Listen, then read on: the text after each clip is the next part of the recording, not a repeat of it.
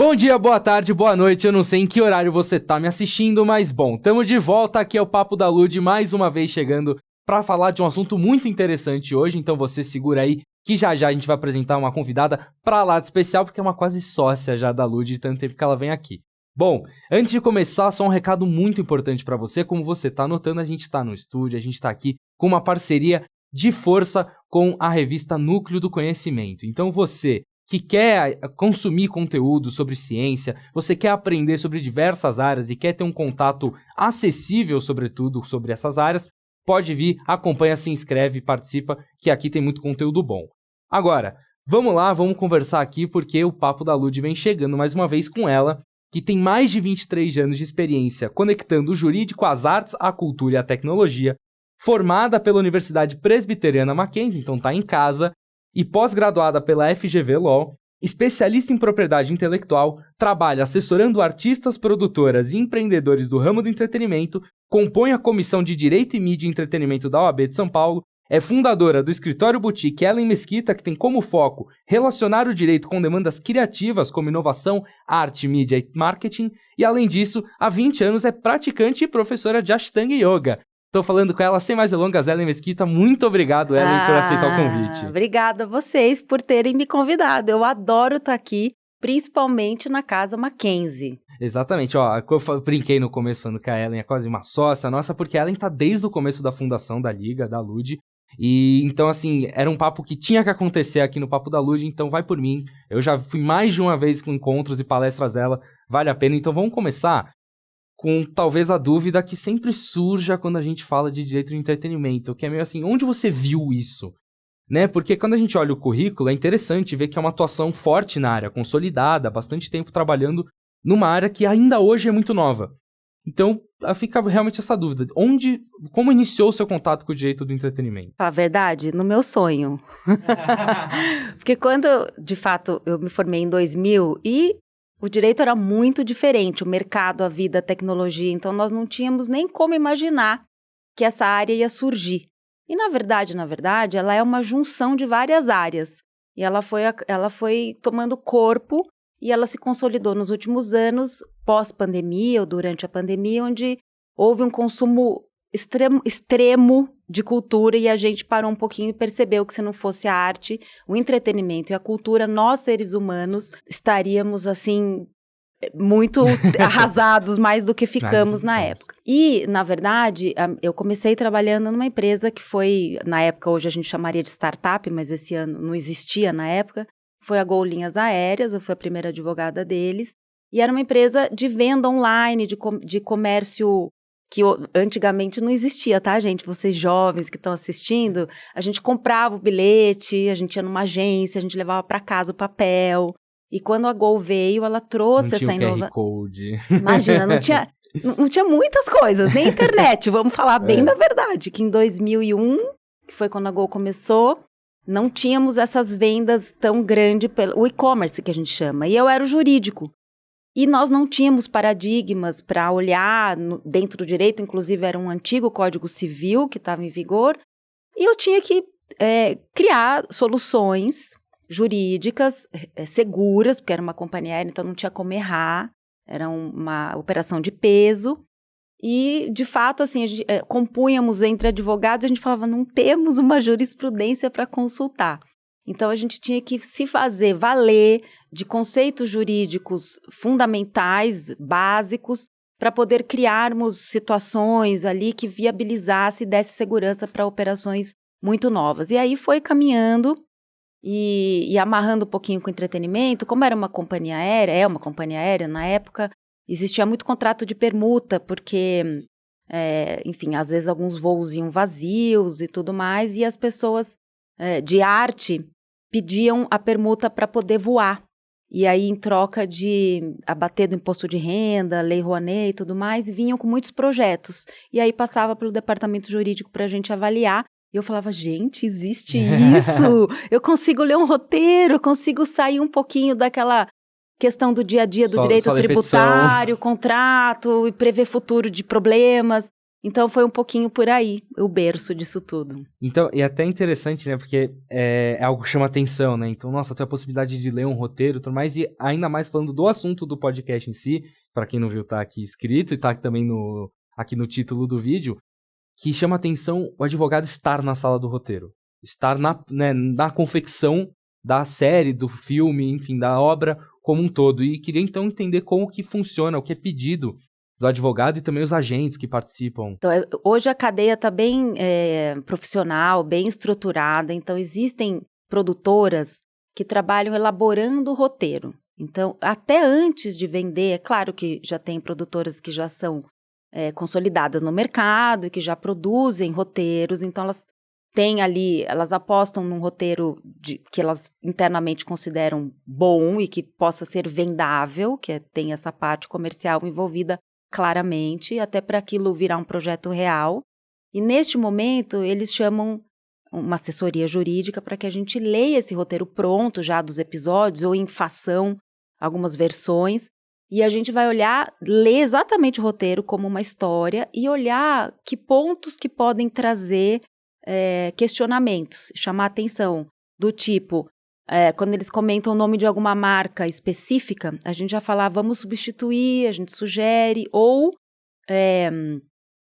coloca se vai ter o risco, e pondera se é um risco baixo, se é um risco médio, se é um risco alto envolvido. Então, nessa parte, no início do roteiro, na hora que está fazendo o roteiro, antes de virar produção, então seria como a gente chama de pré-produção, o advogado já está lá, e às vezes é com foco até para uma seguradora, porque quando você vai fazer um filme, você tem um seguro envolvido.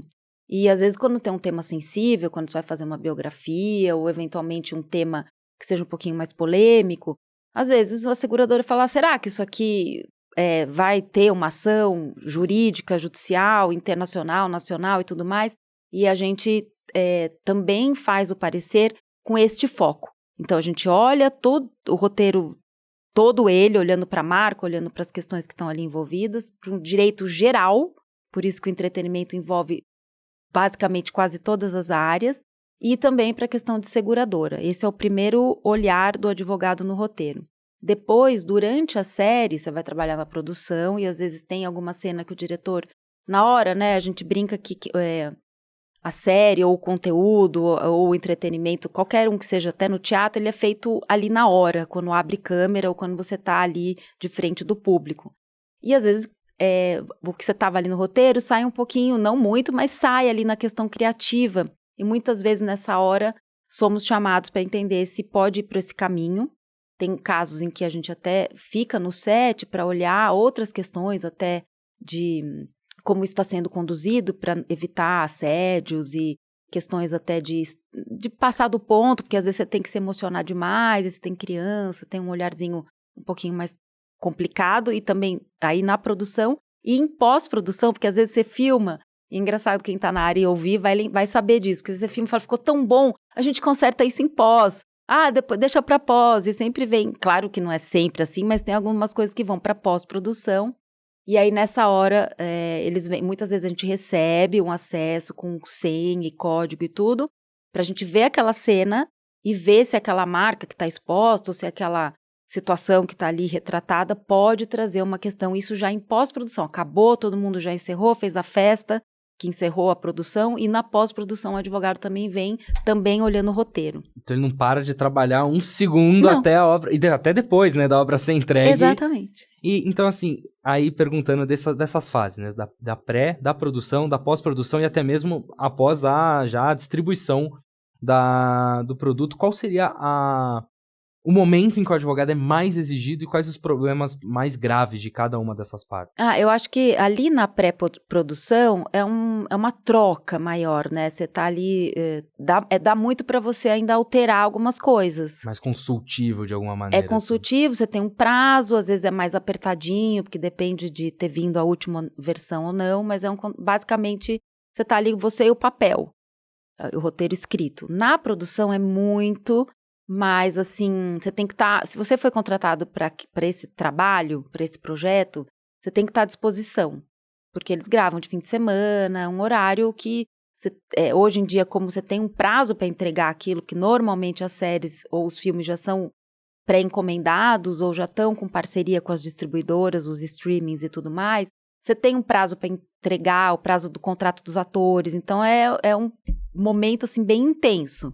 Então o advogado tem que estar ali, e depende assim, se teve imprevisto ou não, se deu certo, onde está gravando funcionou. Às vezes tem coisas que a gente não tem muito controle, e aí é intenso, mas às vezes você pode estar só de sobreaviso e não ter tanta demanda, mas às vezes é uma série que puxa bastante.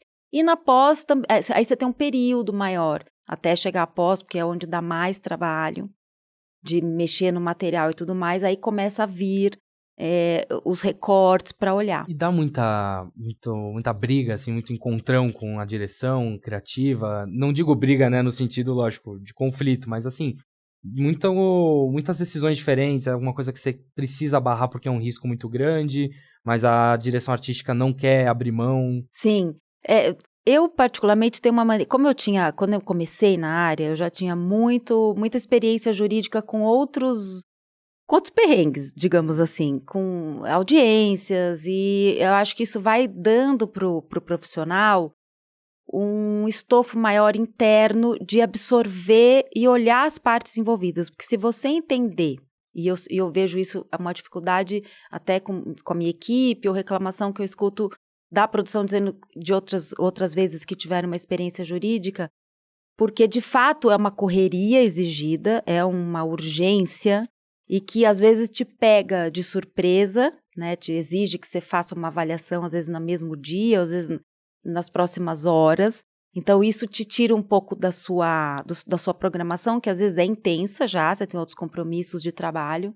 Então isso bate um pouco de frente. Então acho que isso é o mais difícil, por você ter que fazer uma avaliação que normalmente é nova, normalmente é uma coisa que não tem igual, que você não vai copiar, que nem uma ação trabalhista, que você vai ter um modelo.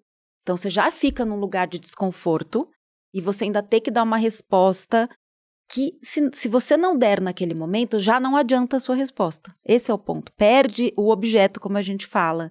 Então, isso traz um pouco, eu vejo uma dificuldade maior neste lugar do que, eventualmente, do questionamento. Então, às vezes, a cobrança ela começa a ser repetitiva. Não, você já viu? Eu preciso para agora. E isso é que traz um embate um pouco mais. Calma, eu preciso ter um tempo para avaliar, para ler, para pensar. Então, acho que é um pouco assim. Costuma ser respeitado os pareceres, porque o risco é muito grande. E, normalmente, claro, quando é uma coisa muito afrontosa, eu quero colocar uma marca e eu não tenho licença. Claro que às vezes eu escuto muito, mas tem o fair use, que é um termo que nos Estados Unidos é permitido, porque eles trabalham com common law e já tem umas decisões maiores nesse sentido, mas no Brasil a gente tem um sistema bem mais pragmático para a marca. Então eu sempre costumo dizer, olha, não convém arriscar, porque você vai ter sim um questionamento. Então, enfim, aí nesse lugar acho que é o lugar mais difícil de você trazer um posicionamento diferente do que eles querem ouvir. E porque eles esperam uma solução também, né? E a gente dá, só que às vezes a solução é entrar em contato e fazer o licenciamento. Ou você criar uma marca que não seja, não registrar, mas que você crie uma arte que não tenha uma marca já previamente registrada. Exatamente esse ponto que eu queria entrar. Então, quando você quer representar uma marca, então, primeiro assim, existe algum cenário em que é possível você ter essa marca ainda assim, ainda que sem licença? Às vezes for um uso positivo, não sei. E caso não seja possível, quais são as soluções e como fazer isso, né? Se você tem os distribuidores, os streamings, eles têm uns guidelines bem tranquilos. Alguns são um pouquinho mais rígidos, outros menos. Então, só que eles falam de acordo com o parecer do advogado local. Então, eles colocam a responsabilidade no advogado do país, porque tem a legislação interna. E aí, você fazer uso de uma marca sem autorização é um risco grande, porque é o uso indevido de marca. Então, se eventualmente ele fala, olha, você usou minha marca, é uma propriedade minha, eu não deixei. Então, este argumento por si só já vai fazer com que, se ele quiser entrar com uma ação judicial ou fizer uma notificação, ou você vai ter que pagar o licenciamento posterior e depois que você gravou, você vai estar numa posição inferior de negociação, porque vai dar muito mais trabalho você tirar em pós e mais caro, ou refilmar, que às vezes não dá, se você já encerrou. Então você perde o poder de negociação e você vai ter um prejuízo maior. Pode ser que a marca entenda, que legal, então, nossa, eu quero a minha Propaganda marca. de graça. Mas normalmente eles pedem um licenciamento. Se é propaganda de graça, você fala com eles e pede uma autorização por escrito, que seja por um e-mail. Mais fácil, Então, poupa uma por dor de isso que cabeça, eu falo, né? por mais, eu prefiro tentar. Mas demora. Eu prefiro agilizar assim do que ter um risco maior de você fazer esse uso. Como eu te disse, nos Estados Unidos tem o tal do fair use. Então, os produtores muitas vezes vêm falar, mas não é fair use porque eu estou usando no contexto positivo. Eu falo, mas é exposição de marca. Uma coisa é usar algo que seja de uma determinada marca. Por exemplo, esse copo tem uma marca. Foi feito por alguém, tem uma marca, mas a gente não está vendo aqui. Não tem a associação da imagem. Não tem o logotipo, ninguém consegue entender da onde veio. Então, não tem como haver uma reclamação. Agora, se eu quero ter uma cena verossímil do tipo, eu estou num bar, claramente você vai estar com uma estante cheia de bebidas, você vai ter marcas expostas e não fica verossímil num roteiro, você botar um monte de garrafa sem rótulo. Que estranho. Então, nessa hora, que é o trabalho do advogado também, que a gente chama de clearance, que eles mandam os roteiros com arte e com nomes que o próprio departamento de arte da série cria aleatoriamente ou dentro de um contexto deles de arte mesmo, e manda para o advogado e a gente pesquisa no mundo. Porque as séries ficam expostas hoje de uma maneira internacional, não só no país. Então, você também não pode infringir uma marca que esteja registrada em outro país. Se você um dia veicular lá, você pode ter uma demanda internacional. Então, a gente faz isso também. Então, a solução é essa, a arte criar, você olhar, se ninguém tem marca, não tem pedido de registro no mundo, está absolutamente liberado, risco muito baixo. E acontece o caminho inverso, muitas vezes, tem marca que quer estar na série, que quer participar do filme, então aí não é o filme que precisa buscar o licenciamento, a marca tenta aparecer de alguma maneira? Tem vários, aí já vem até quase com um contrato junto com os streamings na negociação, que vai fazer o Marketing Day, aí já tem ações de publicidade envolvidas. Eu lembro muito o filme de herói, que tem cena de carro, perseguição, fica o logo do carro aparecendo tem 2 minutos seguidos na tela. Eu participei da produção do Spider, do Anderson Silva, e eles... houve uma retratação muito grande, então no lugar que eles fazem a luta, tinha muitas marcas, questões, e ele mesmo tinha dito que preferia que fosse o mais real possível. E aí, no meu escritório, a gente fez o licenciamento dessas marcas, e quando você ligava, as pessoas, eu quero. Muitas foram sem custo, gratuitamente. Outras que ficavam sabendo nos procuraram para poder estar na série e até mandavam presente, porque realmente... E marcas parceiras dele, nesse caso, que acho que já é um caso que foge o comum, né? Ele vinha com ele, ele vinha já com meio que o pacote negociado, alguma coisa nesse sentido. Mas sim, acontece. Não é tão romântico assim. Normalmente as pessoas querem ganhar dinheiro, mas de toda forma tem essas possibilidades. E o uso, né, desse infringimento de marca, tudo mais, tem um certo limite, mesmo não tendo fair use, mas vocês estão um exemplo que ficou na minha cabeça aqui, que é o do bar. No fundo do bar, então tem algumas bebidas que existem, mas mal dá pra ver, só dá pra reconhecer um pouco, ainda assim abre brecha. É o que a gente coloca no nosso parecer, que se por acaso aparecer, não deu tempo, ou fugir, é muita coisa que acontece, dá uma desfocada em pós. Porque aí você, ou mesmo na hora de gravar, porque aí você não tem como, se você não identifica a marca, você não está expondo indevidamente. Então também tem esse jeito de você minimizar o risco. E funciona do mesmo jeito pra música nos filmes, nas séries? A música é um capítulo à parte. A gente tem que... Hoje em dia eles estão licenciando tudo. Assim, é muito difícil você conseguir fazer, porque tem a gravadora e tem a editora também. Então... Exatamente. A gente recebeu aqui tem algum tempo já, acho que faz umas 2, 3 semanas, o Ariel Chacão. E a gente falou bastante sobre utilização de música alheia. É um tema... Eu sempre gosto de cutucar esse tema porque eu sei que é uma dor de cabeça. E eles vêm até depois que a série foi entregue querer certinho, porque tem o recebimento, e é justo, porque às vezes você... Né, é a forma de ganho do compositor, e aí você tem que honrar também. E no fim das contas, você falou que é muito respeitado o parecer do advogado e tudo mais, mas se a decisão artística prevalecer e falar, não, a gente vai correr esse risco aqui, você não tem o que fazer e vira contencioso depois. Pode virar, como a gente sabe de alguns exemplos, mas a gente no parecer, até para o advogado, na verdade o que é engraçado é isso que eu falo bastante para a equipe, ou vejo quem vem me perguntar, porque fica angustiado, né? Mas o advogado, ele expõe os riscos. Em alguns casos, ele apresenta até soluções. Então, às vezes, algum parecer, você fala, esse nome exatamente que você pediu não tem, mas tem esse. Você pode até sugerir, porque às vezes você está lá pesquisando e não tem problema você ser proativo. Mas num caso em que eles falam, não, mas eu quero e eu vou assumir esse risco, aí a executiva, a dona do projeto, conversa lá com o guarda-chuva maior deles, entre a produtora e também a distribuidora, o streaming e tudo mais, e aí se for decidido, né, aquela coisa assim, às vezes não vira litígio, às vezes a pessoa também não vai demandar, e às vezes não fica aquela zona que é quase uma infração, mas não é.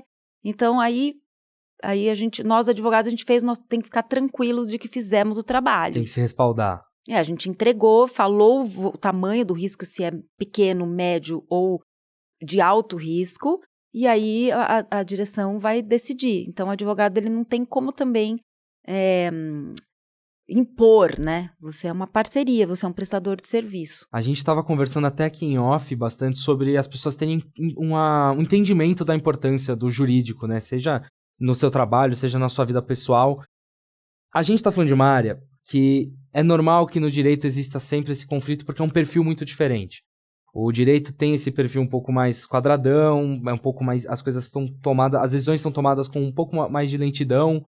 E, do outro lado, a arte é dinâmica, a arte é tudo para ontem, a arte é um outro processo completamente diferente. Então, tem um choque de perfis. Mesmo assim, mesmo com esse choque, você comentou sobre o mercado ter evoluído. Você acha que hoje já é 100% aceitado por todo mundo, já é 100% reconhecido por todo mundo da área, que precisa ter um advogado, que precisa ter um jurídico forte, ou ainda tem resistência? Eu acho que a área já dá bastante reconhecimento, e a dificuldade eu acho que talvez seja em todas as áreas, mas é que fica com uma lente de aumento na área criativa, porque é a comunicação. Essa é a base, porque muitas vezes eu brinco que eu estou de comunicadora entre o que é o direito, as leis, as regras e todos os procedimentos de segurança e o criativo que está viajando dentro de um universo que ele está em andamento, é vivo. Tudo que é arte é viva. Então, abriu câmera, está vivo, o roteiro está vivo, aquilo está em movimento. E você tem algo escrito, lei, que está num caminho, num lugar de trazer estrutura. Então, ao você estar nesse lugar de comunicar o que está aqui para cá, e não é só comunicar o que é proibido, isso é simples. Isso deixa o advogado num lugar de segurança e que ele está ali falando, não, já fiz o meu, entreguei o parecer, disse que não pode. E isso não vai, de fato, ajudar o cliente, porque ele vai estar engessado e ele vai ficar sem solução para aquilo. Que muitas vezes, quando vem ao mundo, vai caminhar e não vai trazer o litígio que está sendo previsto, porque a sociedade está em evolução e cada vez mais rápida. Então, essa comunicação entre entender o que de fato precisa ser preservado e que precisa estar visto aqui nesse lugar criativo, e fazer isso de um jeito simples e fácil e que as pessoas entendam que você está de fato ajudando, e tirar um pouco o ranço, né? A pessoa tá lá fazendo um negócio, correndo, achou lindo, e você vem falar, não pode. Aí a pessoa fala, mas eu fiquei anos, dias pensando isso, agora você vem me barrar. Então, é claro que é esse o pensamento que tá aqui na cabeça de quem tá do lado de cá. E a gente tá assim, meu Deus, o que eles estão fazendo? Isso vai dar muito errado. Se eu falar que pode, que é outra coisa, se você diz, e você pega leve e fala, quer saber, não vai dar problema. Não é você que vai dizer que não vai dar problema, advogado.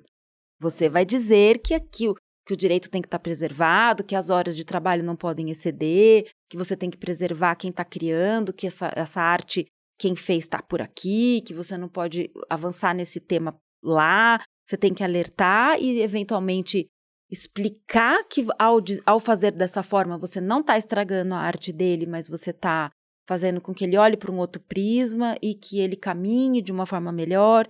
E isso tem que ter uma linguagem muito suave, uma linguagem muito amena, entender esse estresse que está aqui sem trazer o peso de um lugar duro que é a lei, que a gente sabe que é. E você acha que é necessário, então, uma identificação, até mesmo assim, de perfil, de pensar com a cabeça da pessoa, e talvez até de diálogo? A gente comenta aqui, é quase uma constante para quem acompanha o podcast, sabe que a gente quase sempre vai falar disso, que é a imagem do advogado também, que às vezes é um negócio meio um pouco intimidador, assim, para muita gente. De terno e gravata, tudo mais. Você acha que isso também tá nessa conta? Eu vou até um pouquinho mais além. Tem a imagem, mas eu acho que tem um lugar que quanto mais seguro você tá do direito, do que você tá fazendo, e quanto mais você entende o business inteiro, você não recebe aquilo como você não se amedronta com aquela pergunta, com aquele lugar, e não quer já se defender e apresentar uma imposição. Então, quando você está num lugar um pouco mais relaxado, que isso é um espaço interno que se reflete na imagem, na forma como você se comunica, mas é um espaço interno de entender e perguntar para o cliente, mas o que você está querendo dizer aqui? Tem uma outra forma? Você já fez dessa forma? Você já entendeu? Quantos roteiros? E não ter vergonha e nem receio e nem a sentir que seu trabalho vai ser diminuído ou que você vai ser menos remunerado, porque você está procurando entender o que está vindo. E aí, nessa hora que você está entendendo como é que aquilo está sendo trazido para você como uma consultoria, que você vai se igualando humanamente ali. Você é uma ponta do trabalho, ele é outra ponta. Ninguém está ganhando de ninguém. Nenhuma posição vai vencer a outra. Estão no mesmo time. E para estar no mesmo time, precisa vestir a mesma camisa, vestir a mesma linguagem. Não que você vai falar igual a eles, mas você vai estar à disposição. Se colocando, então, não é só a questão da vestimenta formal, mas é a mente que precisa ter um espaço maior de um cérebro um pouquinho mais maleável para captar tudo que você sabe aqui do direito e transformar de um lugar palatável para eles. Com certeza. E eu fiquei com uma dúvida, até talvez um pouco pessoal, assim, foi uma dúvida que me surgiu falando sobre os usos de imagem, falando sobre o clearance que é necessário de ser feito. Teve algum caso que foi, assim, muito fora da curva? Um clearance que você nem imaginava ter que ir atrás, caçou às vezes, porque acho que às vezes as pessoas nem têm noção de quais coisas entram também no clearance, é bom até pontuar. Que não é só a marca, às vezes tem foto, às vezes tem quadro. Tem nome de pessoa, de psiquiatra, de advogado. Que às vezes pode ser um homônimo, a pessoa pode reclamar, você tem que ver um CRM, uma OAB. Tem cartão, logomarca, brasão oficial. Eu fiz o Sintonia e eles estavam numa parte da série que tinha um personagem que se formava em direito, então ele consultava o ESAGE de São Paulo.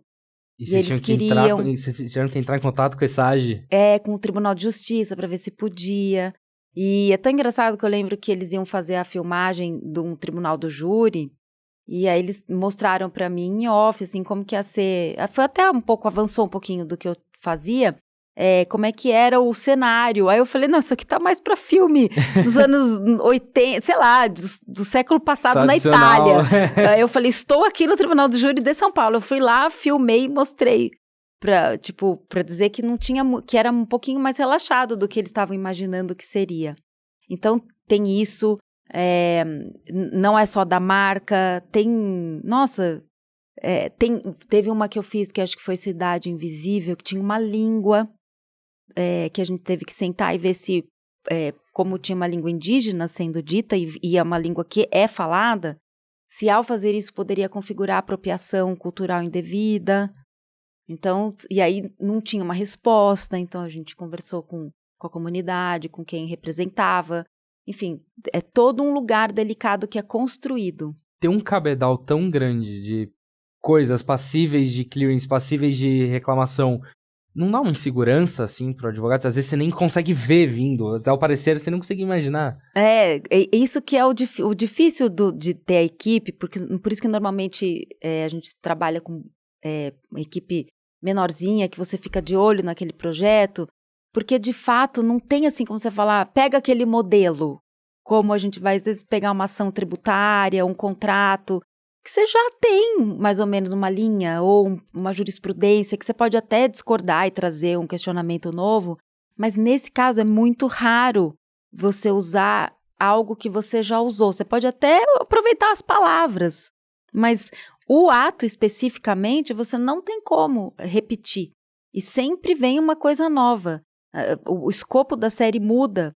Então você às vezes está fazendo uma biografia, às vezes você está fazendo uma série surrealista, ficcional, às vezes está fazendo séries, eu tenho muita coisa de série que tem violência, tipo Impuros, que tem questões de comunidade, com tráfico, situações pesadas que você está envolvido e... Eu entro justamente numa questão dessa, você citou Sintonia, por exemplo, e o quão problemático é pra série, mas ao mesmo tempo que é importante também, porque existe um quê de realidade, você representar, por exemplo, a periferia e trazer o crime ligado a ela. Isso também não é uma preocupação que o advogado tem? Super, e mais do que isso a gente faz lá no escritório, alvará infantil para as crianças trabalharem, que é proibido o trabalho infantil, acho que todo mundo sabe, no mundo todo, nos países da ONU, e tem uma única possibilidade numa lei internacional, que é 138 da OIT, da Organização Internacional do Trabalho, que permite o trabalho artístico. Aí, se você fica só nessa superfície enquanto advogado e não aprofunda um pouco os porquês, aí sim você se amedronta. Mas se você entender que a própria legislação internacional, que protege o trabalho no mundo, que condena vários tipos de trabalho abusivo, escravo, etc., e lá tem uma permissão, não é porque é aleatório, é porque a arte, ela precisa estar no nosso contexto humano e que não dá para imaginar uma criação artística sem a presença de criança. Como é que você vai realizar uma família e, digamos que fosse proibido, inclusive nessa área artística? Quantas crianças não teriam se desenvolvido, assim como os atletas que precisam começar jovenzinhos para ter uma performance na idade jovem, né, adulta, início? Os artistas também, muitos começam de criança fazendo. E se você bloqueia em prol de uma segurança, você também inibe um desenvolvimento humano necessário. Aí se você pensa nesse racional, em que a arte tem essa autorização, mas que você tem que olhar o contexto, aí você entende por que a arte existe. Inclusive para trazer questionamento social. Então, quando você vai ver um filme como Substância, que está todo mundo comentando, que traz uma realidade que choca quem assiste, traz uma reflexão. E vai um pouquinho, vai trazendo conversas, mudanças, reflexões e tudo mais. Então, na área do crime, mesmo tendo criança e mesmo retratando situações, às vezes, que poderiam ser desfavoráveis para a criança estar inserida, mas é claro, com todo o cuidado que uma produção responsável tem em colocar a criança nessa situação, e se você traz isso para o juiz e comenta com o Ministério Público e mostra e demonstra como isso vai ser gravado, você não tem um não imediato, você constrói, e aí você traz todo esse argumento embasado no direito, na própria permissão que o direito te dá de você tramitar tudo isso. Mas se você pegar o lado seguro, é assim, chega um roteiro desse, você fala, não pode ter criança. Então, só que se você olha por esse outro lado, você constrói isso em parceria tanto com quem está cuidando da produção, para trabalhar isso de uma forma super responsável, com profissionais ali atentos para cuidar da segurança da criança, psicológica e tudo mais. E você mostra isso para o promotor da vara da infância, mostra isso para o promotor de justiça, e aí você tem um aval, uma autorização judicial para fazer aquilo. Aí você chega assim no auge do apoio social, através do judiciário, dizendo sim, tá tranquilo, você pode colocar essa criança aqui, mesmo tendo esse contexto, e trazer isso para que as pessoas assistam e percebam. Então, para questões assim que sejam mais até, quem sabe, morais, porque às vezes a gente sabe que é possível entrar uma reclamação por, você tá associando, então sei lá, digamos, vou dar um exemplo mais hipotético, porque aí a gente até foge, assim, de citar nomes, por exemplo. Mas digamos que eu vou retratar um filme que se passa num bairro de São Paulo e eu mostro esse bairro e eu mostro esse bairro com diversos problemas, diversas críticas, e eu recebo uma reclamação por estar retratando o bairro assim, por atribuir prejuízo ao bairro, aos moradores, tudo mais, não gostaram.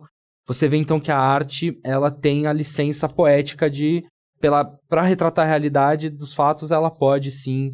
Tem uma argumentação muito forte de não ter censura, que é o que a gente vê, né? E claro, você não pode ser específico para uma pessoa, usar situações que vão de fato falaremos. E aí, mas sim, você tem essa licença e temos a decisão da Carmen Lúcia quando falou num voto dela, dizendo cala a boca, já morreu, quem manda na minha boca sou eu, brincando sobre a questão, brincando assim, ela trouxe uma leveza para falar sobre as biografias não autorizadas, em que se pesava a privacidade de quem está envolvido e também, por outro lado, essa possibilidade criativa de você trazer histórias de pessoas públicas e aí você não ser proibido, porque foi uma briga grande que teve um ano. Então, tem defesa para tudo isso. Tem argumentação para tudo isso. Bom, perfeito. Ó. Gente, como vocês já estão acostumados aqui no Papo da Lud, a gente trabalha com alguns quadros. Esse foi o primeiro quadro onde a gente conseguiu já pincelar bastante sobre a área, falar bastante sobre o funcionamento. E agora a gente vai para o segundo quadro, mas antes disso eu tenho um aviso muito importante para vocês, que é o mesmo aviso que eu dei lá no começo. Esse programa aqui celebra a segunda edição da parceria entre o Papo da Lud e a revista científica Núcleo do Conhecimento. Então você que quer um acesso simples, um acesso didático a diversos conteúdos científicos, se inscreva e acompanhe aqui que tem bastante conteúdo chegando. Bom, vamos para o nosso segundo quadro então, que é o Trending Topics. Basicamente é onde a gente pega algumas notícias da área que estão em mais relevância, a gente pega algumas notícias que deram o que falar, e a primeira entra bem naquilo que a gente já deu uma pincelada aqui por cima, mas acho que vale a pena a gente falar da série Beberrena, da Netflix, uma série que representa basicamente, né, uma stalker, que é a Marta, interpretada pela Jessica Cunning, e a Netflix está sendo processada por uma mulher chamada Fiona Harvey, que ela afirma ser a inspiração para a personagem Marta. Na série, como eu falei, a personagem é retratada como uma stalker, condenada 2 vezes, inclusive, e sentenciada a 5 anos de prisão por assédio.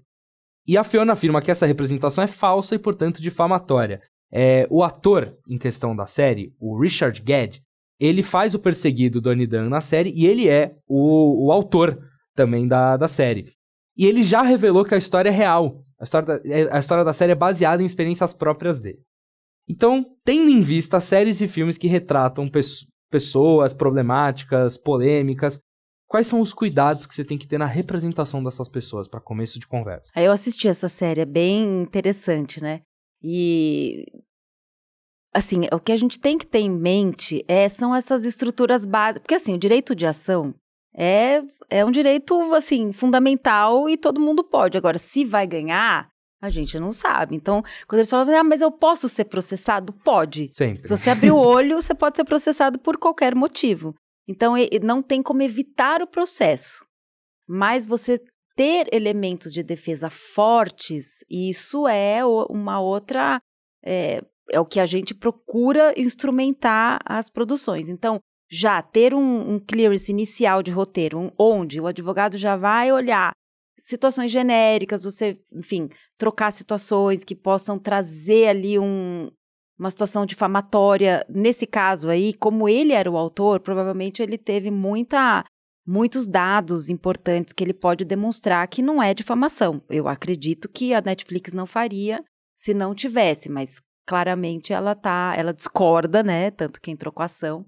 Mas eu tenho minhas ressalvas, eu acho que vai ser complicado dela ter sucesso nessa demanda. Essa é uma opinião também de orelhada, não vi o processo.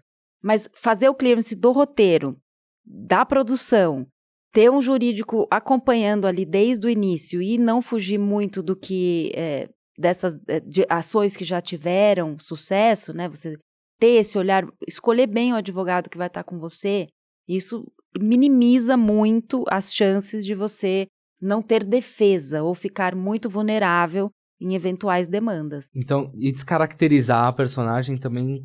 Nesse caso, se ele tá... Aliás, parte do marketing dessa dessa série foi exatamente dizer que tinha acontecido mesmo e que era ele. Eu acho que isso chamou muita atenção para muita audiência. Então, o quanto tirar o brilho da série valeria a pena, em detrimento do medo de ter uma ação que pode não ser tão bem sucedida assim. Então, isso que é o que, às vezes, vale a pena, dentro do entendimento, assumir o risco. É que era justamente essa questão que eu ia perguntar, porque a série se baseia nisso, é o pilar da série. Não é algo que você pode simplesmente chegar lá e negociar, dar uma mudada, tal, não. A série depende disso. E como eu falei, eu acho que quem assistiu ficava vendo ele, imaginando que ele passou por aquilo, que foi ele que escreveu. Então isso deu um brilho a mais. Eu mesma maratonei a série. Então acho que é interessante, eu acho que esse marketing, isso tudo trouxe um glamour a mais para uma curiosidade a mais para a série, que eu acho que não tinha como, se você maquiasse, você ia perder. E numa suposição, uma dúvida que me veio agora também. Uma suposição de que o Richard Gere vai lá e ele admite que é ela que tá na série e tudo mais, até porque eu acho que ele já tendo admitido que é uma história real, ela até consegue provar que seja ela retratada. Isso virando um problema e ela ganhando, supondo, uma indenização muito grande. Quais são os poderes que ela tem a partir desse momento? Ela tem o poder de pedir a retirada daquele conteúdo por ter sido o entendimento de que é ela que está sendo retratada? Ou então não, é só uma indenização financeira? Vamos considerar que seja no Brasil, porque tem Sim, lei, exato. vamos ver, né? Lei daqui. Como se fosse isso. Eu acho que aí vai depender muito da decisão judicial, de entender o tamanho do dano, como se fosse um dano moral, né? Nesse caso, se for na esfera civil, porque difamação vai para o crime, mas se ela pleitear uma indenização, ela pode requerer, assim como qualquer conteúdo, pensando, né? YouTube, internet, que você pode ter uma questão envolvendo você, a sua imagem e tudo mais, que realmente traga prejuízo. No Brasil você teria que comprovar esse prejuízo, não simplesmente alegar. Eu acho que o tribunal, eles têm decidido de uma forma bem consciente, porque alegar o dano moral, embora seja subjetivo, você precisa comprovar que a permanência daquela série, ela fere os teus direitos num grau que vai te deixar muito com dano XYZ comprovado a ponto de, mas ia dar muita briga.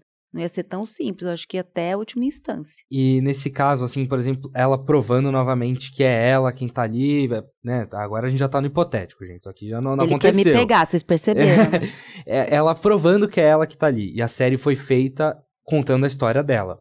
Ela pode pleitear participação nos lucros, participação do sucesso financeiro? Difícil, e ela mesmo sendo ela é um personagem, né? Não tem a imagem dela. Porque daí a gente não está também envolvendo o direito personalíssimo, porque se ela tivesse aparecido, uma captação de imagem, que às vezes acontece em figuração, que a pessoa, às vezes acontece da produção não ter a autorização, é raro, mas pode acontecer, aí você tem que tirar, aí você tem que negociar, porque a imagem só existe você no mundo. Então, só tem o meu rosto, só sou eu, a minha digital só é minha, a minha voz é só minha, e a imagem ela tá num outro lugar, como direito fundamental, intransponível, intransigível, você não tem como, imprescritível. Então, é um direito que está na Constituição, ele não é só um direito autoral, que também é importante, mas que você pode ceder, por exemplo, um direito autoral. A imagem, ela é muito séria. Então, aí, como ela não está, pessoa física lá, então não é tão, não vejo assim como não é a mesma situação de dizer, sou eu que estou eu na série. Ela não tá. É a história que, teoricamente, ela é a pessoa que inspirou, ou enfim. Então, aí já dá uma amenizada no contexto, na minha opinião. E falando agora na pré-produção, num caso desses, por exemplo. Então, a gente tem uma questão que é um pilar para a realização de uma série, de um filme, e essa questão é muito problemática, é muito arriscada, pode dar errado ou não, mas a ideia é ótima, a ideia vai vender muito. O que pesa mais no fim das contas? Vale a pena assumir o risco por causa dessa lucratividade, ou então é melhor não, é melhor sempre evitar? Depende muito do guarda-chuva de quem está distribuindo. Às vezes quem está apostando tem uma confiança muito grande naquele nicho, naquela história, e resolve assumir por questões econômicas. Eu acho que eles fazem um estudo mesmo para entender qual seria o tipo de dano. Nesse caso, era um dano de uma pessoa. Então, ainda que ela seja, que escale isso de uma forma, você não está brigando com uma grande empresa, como teve a questão até da gente viu, né, quando a gente assistiu o Spotify, não sei se você assistiu. Então, aí tinham brigas muito grandes ali entre não a série em si, mas dentro da série retrata situações em que haviam muitas brigas da pessoa que estava lançando o Spotify e as gravadoras. Então, aquilo sim era uma briga de gigantes. Então, acho que ali teve muito risco envolvido, não na feição da série, não sei se eu fui clara, mas no que está sendo retratado na série, a gente percebe bem como que aquilo foi muito difícil de transpor, porque você está lidando com o poder econômico do outro lado. Então, acho que isso também é levado em consideração quando você está avaliando o roteiro, se eventuais prejuízos, quais seriam, quem que poderia estar sendo ferido, qual o direito que está sendo ferido. E eu acho que sempre tem uma justificativa criativa dentro do roteiro para poder embasar. Acho que ninguém vai, pelo que eu entendo da minha própria experiência, arriscar num nível muito alto, assim. E pegando carona também nesse caso da Verena, para citar um que nem tá aqui, na verdade, no Trending Topics, mas veio agora na cabeça, acho que vale muito bem para esse caso. Tá meio em pauta, assim, meio em voga, filmes e séries, principalmente minisséries, sobre assassinos em série, sobre casos notórios de assassinos. Então a gente teve A Menina que Matou os Pais, feito sobre o caso da Suzanne von Richthofen. Se eu não me engano, a gente teve da Elise Matsunaga também, e agora tem do Pedrinho Matador, do Maníaco do Parque, perdão. Nesse caso, você vai representar alguém que você tá falando ali quem é, tá claro, o caso é notório, é conhecido, todo mundo sabe quem é a imagem da pessoa em jogo, o nome dela tá posto ali. O buraco é mais embaixo, não? Mas assim, a pessoa já tá, né, naquele lugar. Se você tá contando uma história que aconteceu e que foi pública e notória, que foi retratada, você percebe que ali você não tá você não tá difamando uma pessoa. Você tá trazendo elementos. Então também não é tão. E com a licença poética de você estar fazendo um conteúdo artístico, então com a liberdade de expressão. Então, você percebe como você consegue ter. Claro que daí você tem que olhar o roteiro com calma, ver como é que foi negociado, quem está negociando, se tem alguém envolvido, se a pessoa já faleceu, se deixou um legado, se tem herdeiro, se tem livros, enfim. Então, é uma variável bem grande, mas ao retratar uma realidade. Claro que muitos eles colocam, né? Isso está baseado em fatos reais. Então você não está dizendo que é aquilo, que é a sua única verdade, é a tua versão dos fatos. Então é quase que como se a gente pensar uma matéria, não estou dizendo que é igual, mas é como uma matéria jornalística. Aí entra mais em direito ao esquecimento também, né? Vai entrar todas essas questões de liberdade de divulgação de informação e não de retenção, que hoje tem prevalecido no entendimento da grande maioria dos tribunais. E aí o cuidado do jurídico pode ser, então, analisar, quem sabe, vamos lá, supor, numa história como a da Suzanne von Richthofen. As partes não estão públicas, assim, da série. Então, o dia a dia dela, o relacionamento, quem sabe, é mais um cuidado nesse sentido. Tem que olhar, exatamente. Aí, claro que você vai olhar com uma minúcia muito grande, você vai olhar como é que ela está sendo retratada, possíveis entendimentos sensíveis, entender como é que vai ser feito. Por isso que eu digo, é bem perto. Olhando o roteiro é que você vai sentir o tom, como é que aquilo está sendo, e normalmente o diretor ou o criador da série tem um motivo, faz aquilo estar daquela forma, e ao entender isso você consegue trazer algum contorno ou trazer algum limite. Por isso que essa junção próxima e que não ter uma resposta pronta para isso, né? A resposta é trabalhar junto, entender o contexto, entender como vai ser filmado e aquele caso específico, qual é o objetivo da série, o que ela vai trazer, qual o benefício que ela tem, como é que a gente defende isso em detrimento de contar uma história que não é uma história né, uma história feliz. Exatamente. E agora, para finalizar o Trending Topics, mais um caso da Netflix, mas dessa vez é um processo que eles estão sofrendo pela série Round 6, que já ficou, não é mais tão trending assim, mas tá aí nesses últimos anos, uma das séries de maior sucesso recentemente, né, da Netflix. O cineasta indiano Soham Shah afirmou que a série copiou o filme Luck dele e tá processando a empresa por plágio. Nesse caso, É uma obra pouquíssimo conhecida, pelo menos acho que, né, a gente fala, lógico, o cinema indiano é muito visto, mas muito local, e a gente não tem muito acesso, muitas vezes, e é uma ideia, a ideia do Round Six, que não é uma ideia tão original assim, se a gente for pensar que jogos de morte, né, jogos mortais, por exemplo, já teve, pode ser uma inspiração, até mesmo jogos vorazes, então a ideia de você reunir pessoas em prol de um prêmio e só uma vai sobreviver, não é uma ideia tão original assim.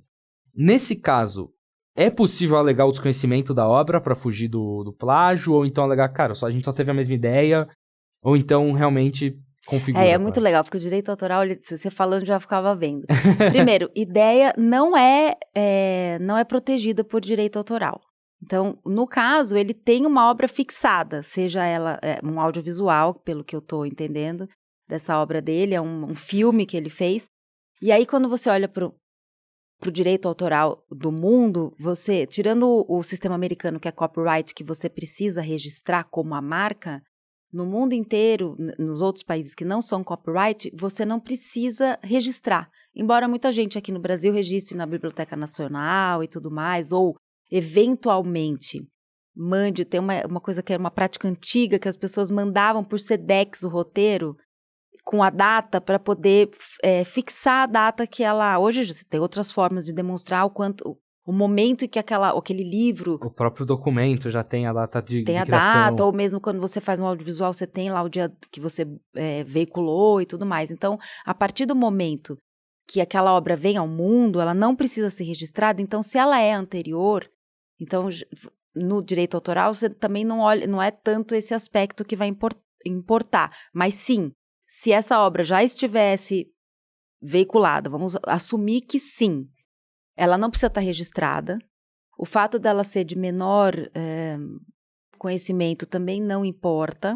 O que vai importar é realmente que é uma linha tênue e de prova se foi só uma inspiração ou se foi uma cópia mesmo de ideias do filme, dentro do filme, da maneira como a história foi contada, e aí fica complicado para o round six. E aí é o papel do advogado checar se é plágio antes quando a ideia chega para ele? Aí é muito difícil, porque porque essas obras, como elas não têm o registro, como a marca que eu estava comentando, que a gente tem um banco de dados para pesquisar, é um trabalho muito mais complicado. Tanto que quando se faz a assinatura, a pessoa que idealizou a série, que escreveu e tudo mais, ela assina no contrato dizendo que ela garante que é uma ideia original, que ela não copiou de lugar nenhum. Então, existe um compromisso de quem está trazendo pro... E até ela tem uma responsabilidade, então, nesse processo. Sim.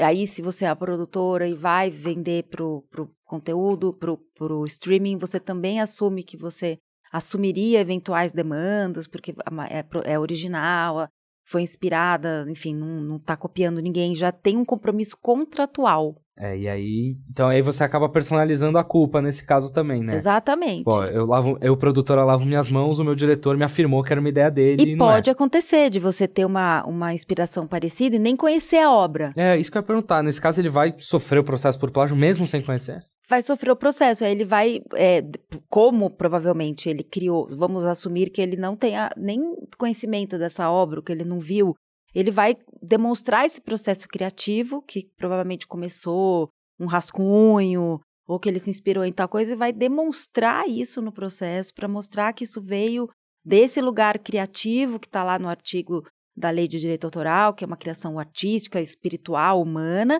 e ele vai mostrar esse processo criativo para demonstrar que ele não copiou.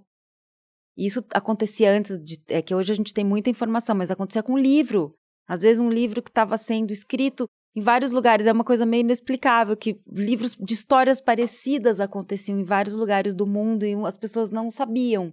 Então é meio que uma coisa, acho que é um download que acontece e a galera começa a escrever do mesmo tema e corre esse risco de ter esse questionamento. Não, você copiou primeiro, então sempre é bom quando você tem eventualmente essa criação, já colocar no mundo, sei que não é simples, mas concretizar, fazer com que ela seja vista e tenha a sua data para que isso o seu direito seja materializado e garantido. Maravilha.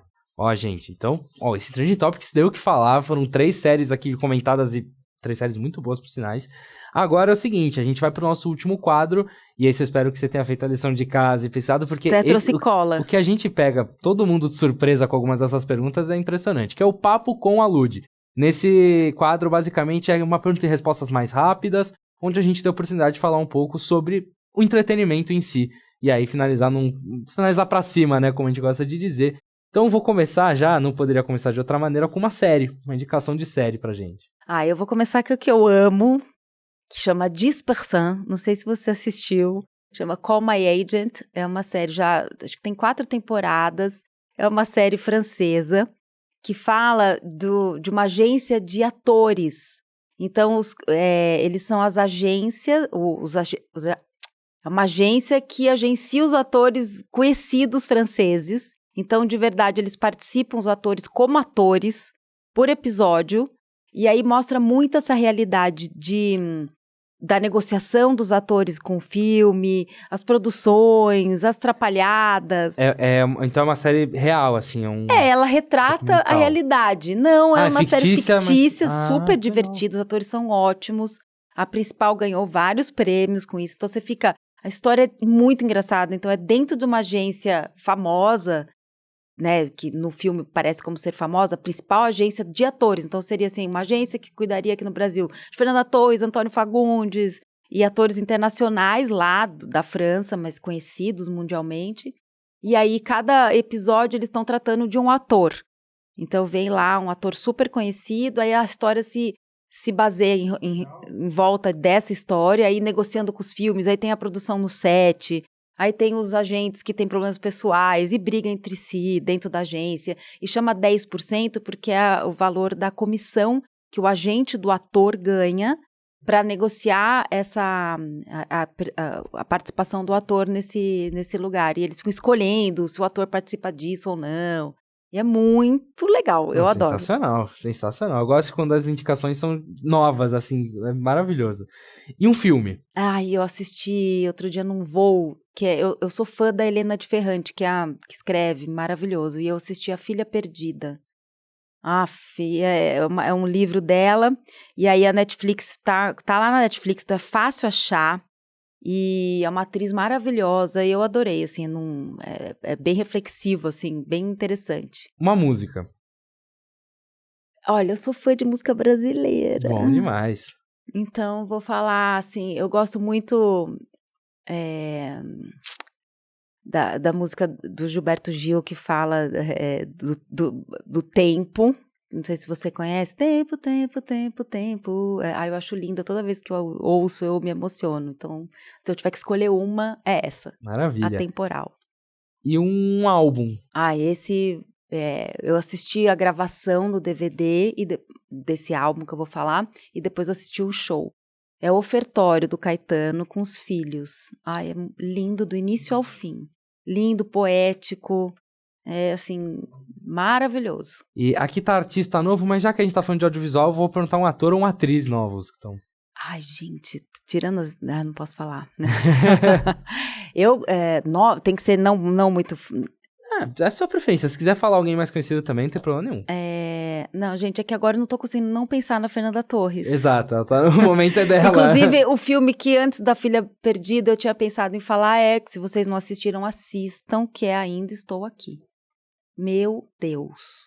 Conspiração. E pode vir o Oscar pro Brasil, graças a eles. Exatamente. Bom, uma indicação artística em geral. Gente, vocês precisam conhecer flamenco. Eu sou suspeita pra falar, porque eu danço flamenco. E é uma cultura linda, e quem puder, assim, é riquíssimo, tem tanto a parte musical, quanto a parte de dança, quanto a parte dos cantores, dos músicos, é uma riqueza imensa. Maravilha. E um livro? Todos da Helena Ferrante, amo. Amiga genial, gente, eu tô querendo, não vejo a hora que a minha filha tem idade para ler, porque é realmente assim, parece que você é transportado para Nápoles, é a coisa mais incrível. Maravilha. E um livro sobre direito? Posso colar? Pode, com então certeza. Eu vou pegar aqui de uma...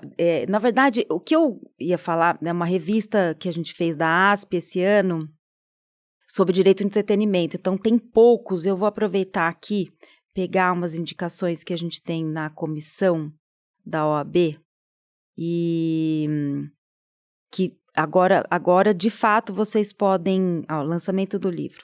Direito Autoral e Entretenimento, Novas Perspectivas Jurídicas. Depois eu posso passar da Letícia Provedel, organizado por ela, e pela Ana Paula Borges Martins. Então, com prefácio do Luiz Roberto Barroso. Então, é muito maravilhoso. Para quem é da área, por isso que eu quis trazer. Depois eu passo o link para se você quiser deixar disponível, que está à venda. É da editora Sinergia. Então, para quem é da área, assim, é um conteúdo super interessante. Vale muito a pena. Maravilha. E agora, ainda continuando na área, uma dica para quem quer ingressar. Gente, vamos fazer coisas criativas na vida. Tipo, como atividade paralela, estuda direito. Importante, estuda todas as áreas para você ter uma base muito profunda, direito constitucional, direito civil, direito pessoal. Vai, assim, não deixa isso afrouxar, principalmente quando você está estudando, seja na faculdade, seja na pós-graduação, mas faz uma atividade artística que trabalhe esse seu lado mais flexível, que traga que você possa desenvolver essa soft skill para você lidar no seu dia a dia e se manter 24 anos no direito, com alegria e com muita satisfação cada dia a mais. Maravilha. E um objetivo para a área? O objetivo é que ela seja cada vez mais difundida, que tenha mais profissionais, para que a gente possa criar, de fato, um campo fértil e produtivo para todo mundo, principalmente para os advogados. Então, por fim, infelizmente tem que acabar, uma mensagem final para os ouvintes. Gente, eu adorei estar aqui. A mensagem, assim, façam o que vocês gostam, mesmo que não exista ainda, porque quando eu fiz faculdade não existia o direito de entretenimento. Se alguém me perguntasse o que eu ia querer, eu não saberia nem dizer, mas eu fiz de coração, acreditando que poderia acontecer. Então, assim, trabalhe, se divirta também um pouquinho, para que você tenha essa leveza e leve muito a sério os seus sonhos. Valen, primeiramente te agradecer de novo por aceitar o convite, por vir aqui, o papo foi excelente. E para você que está assistindo a gente, meu agradecimento também por ter acompanhado mais esse papo. A gente está sempre aqui pela LUD e agora também com a parceria com a revista científica Núcleo do Conhecimento. Então, trazendo sempre conteúdo sobre direito do entretenimento para vocês. O prazer foi todo meu, a gente se vê no próximo episódio. Até mais!